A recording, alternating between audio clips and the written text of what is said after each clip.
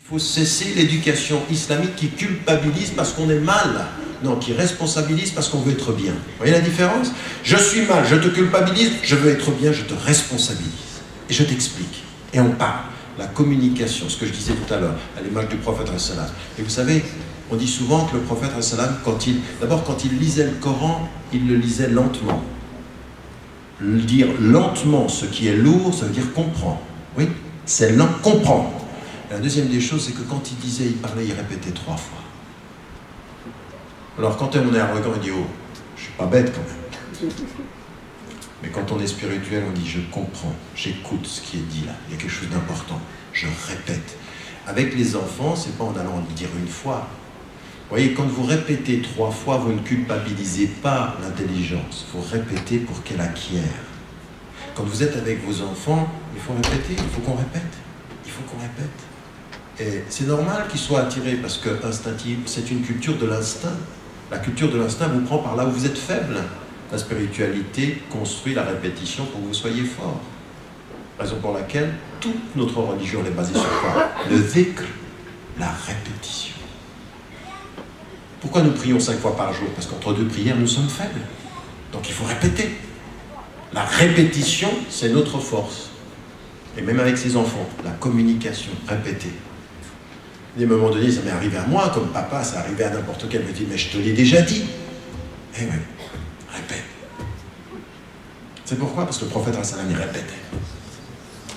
Donc à partir d'un certain moment, cette communication, elle est liée à ces défis-là. Et puis c'est les moyens de la... Donc il y a la notion de l'explication.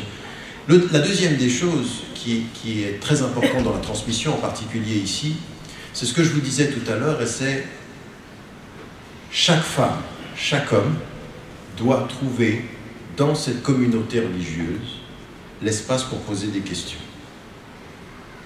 Ne me dis jamais que ma question elle est haram. Ma question n'est jamais haram. Même si le prophète a dit, à un moment donné, vous allez demander si qui a créé Dieu, c'est pas haram. Il le dit, vous allez demander ça. Maintenant, il faut maîtriser ces questions. Donc il faut être prêt à tout entendre.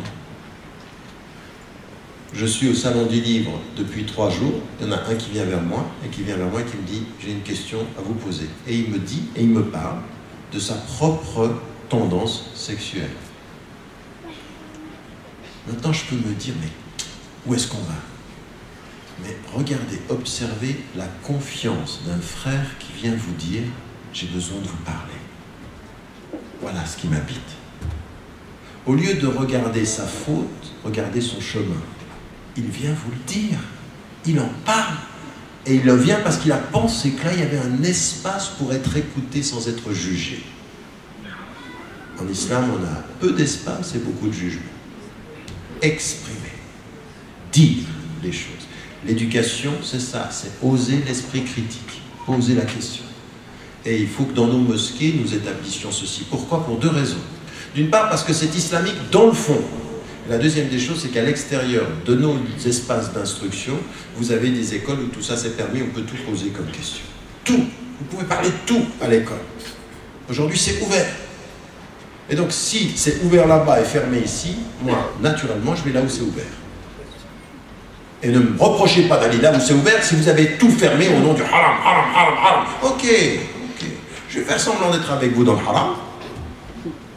Je vais faire que j'ai compris, et puis après je ferai ce que je veux, où je veux. On est en train de produire moins d'esprit critique, c'est plus de dédoublement de la personnalité. Moins d'esprit critique, c'est plus de dédoublement de la personnalité. Je vais faire semblant devant toi, et puis je vais penser critiquement derrière. Donc il faut laisser ces espaces-là. Dans nos mosquées, c'est important, dans nos organisations musulmanes, à la maison, c'est très important. À la maison, c'est très très important. Il faut pouvoir laisser cet espace d'expression-là. Et puis encore une fois, respecter les rites. Il y a une autre chose que je voulais mettre en évidence dans ce travail-là, dans l'intergénérationnel, c'est ce que j'ai mis en évidence, parce que je m'aperçois, moi, je veux dire, vous savez, ce que je suis en train de vous dire comme père, ou même comme enseignant, j'ai pas tout réussi. Beaucoup de problèmes. Beaucoup de problèmes. Et parfois, c'est douloureux d'être un papa, c'est douloureux d'être une maman. Comme ça a été douloureux parfois d'être un enfant. Oui, quand vous avez vos parents qui n'ont pas vécu là, qui ne se rendent pas compte. Moi, je suis un enfant de l'exil. Et il est évident qu'à des moments donnés, je vivais des choses que mes parents ne pouvaient pas comprendre. Ils ne pouvaient pas comprendre. Ils n'étaient pas d'ici. Ils n'ont pas vécu ceci. Il y a eu un hiatus, une espèce de fossé culturel. Et pourtant, moi, j'étais le dernier de 6. Donc mes premiers frères et sœurs, ils ont pris sur... moi, j'arrivais derrière. Mais ça, c'est une expérience de vie. Vous dites, attendez, là, maintenant, il faut qu'on tire profit de tout ça. Il faut qu'on puisse traduire ceci dans quelque chose qui soit structuré, d'une pensée claire.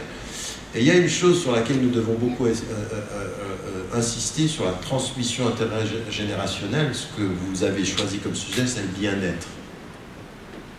Il faut que nous... Alors, c'est pour ça que je suis content quand je vois des jeunes qui viennent ici et qui rentrent dans un engagement. Parce qu'en fait, ils sont dans l'action qui va leur permettre le bien-être. C'est-à-dire qu'on va faire quelque chose. Le bien-être, qu'est-ce que ça vient d'où, le bien-être? C'est ce que vous sentez bien. Quand vous vous sentez bien, quand vous faites deux choses. De vous à vous, vous faites quelque chose de bien, vous vous sentez bien. Et de vous à autrui, vous faites quelque chose d'utile. Oui. Le wujud des nafr, c'est-à-dire la présence utile. Quand on est utile, là on est. Et il faut que nous pensions nos systèmes d'éducation, notre présence éducative, dans le rapport à la présence ici, il faut que tu sois utile ici. Et utile ici, c'est pas simplement utile à la mosquée ou utile dans l'organisation, c'est utile dans la communauté humaine. Parce qu'on est là avec des autres êtres humains. L'utilité donne la valeur et la valeur donne le bien-être, quand on sent qu'on a de la valeur. Oui. Mais ça, c'est vrai dans l'éducation élémentaire. Quand vous avez donné un dessin à votre papa et votre maman et qu'il vous a dit c'est beau, même quand c'était moche, il vous a donné de la valeur. Mais oui, c'est ça. C'est reconnaître une valeur. Socialement, on en a besoin. C'est pour ça que nous, on le sait, quand vous arrivez avec un enfant et il connaît le Juz Am, il connaît par cœur, ça donne tout de suite la valeur dans la communauté musulmane. Quand il va à l'extérieur, Juz Am, ça donne aucune valeur. Ils ne savent même pas de quoi tu parles. Quelle valeur je vais donner à mes enfants pour qu'ils sentent qu'ils aient une valeur ici? On connaît ici. Ça, c'est le bien-être. En islam, le bien-être est une des forces de la résistance et de la protection. Quand je me sens bien, je suis plus protégé que quand je me sens mal. Sachez une chose, 90% de ceux qui ont touché à la drogue ont touché à la drogue par mal-être. Parce qu'ils ne sont pas bien. Quelque chose qui leur manque, qui touche à ça. La vulnérabilité, le mal-être, c'est pour ça que c'est la question de la psychologie qui est importante. Vous vous rendez compte quand vous entendez Allah SWT parler au prophète, il dit il dit sois patient par rapport à ce qu'ils disent et exile-toi d'eux d'un bel exil. Le bel et le jamil ici, c'est la confiance, c'est le bien-être. C'est je le fais avec confiance. C'est pas... Vous voyez ça? Comment on fait pour transmettre ça? Ça fait partie de l'éducation. Et ça vient comment? La discussion, l'esprit critique, le bien-être. Qu'est-ce qu'on a comme valeur dans cette société-là? Et ça, c'est aussi important. Mais pour ceci, il faut aussi que les parents, ils aient une responsabilité par rapport à ça. Pour transmettre ceci aux enfants, il ne faut pas que chaque fois que je rentre à la maison, j'entende sur la société, ils disent ça, ce sont des koufars, c'est... Comment je vais me sentir bien si dès que je rentre à la maison, la seule chose que j'entends sur eux, c'est que eux, c'est des gens mauvais. Ne pas réussir à reconnaître le bien dans la société où l'on est, c'est pas juste.